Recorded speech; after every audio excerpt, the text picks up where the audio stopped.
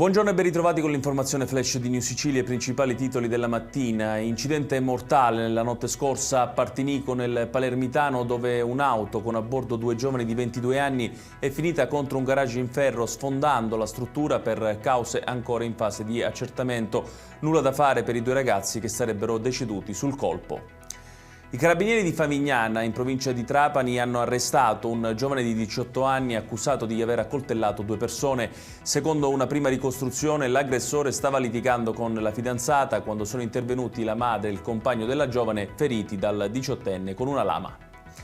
La Consulta ha confermato il divieto di costruzione entro i 150 metri dal mare. Lo comunica con soddisfazione Legambiente Sicilia. Adesso, ha detto Tommaso Castronovo, presidente dell'associazione, si proceda rapidamente alla demolizione degli edifici abusivi ancora presenti lungo la nostra costa, restituendo alla naturalità dei luoghi le nostre splendide spiagge. La Sicilia è la regione italiana che ha sfruttato meno la misura del superbonus 110% nel primo trimestre 2025. Il dato emerge dall'ultimo report del CGA di Mestre, in cui si sottolinea come nell'isola solo il 2,2% degli edifici residenziali sia stato ristrutturato. Via libera ai lavori di riqualificazione dell'ospedale Ingrassia di Palermo. Ad annunciarlo è stato il presidente della regione Renato Schifani in seguito all'approvazione del piano presentato dall'ASP.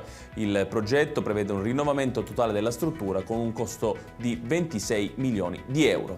Ed è tutto per questa edizione. Tutti i dettagli su queste notizie li trovate come sempre sul nostro sito www.newsicilia.it. Grazie per averci seguito e buon proseguimento di giornata.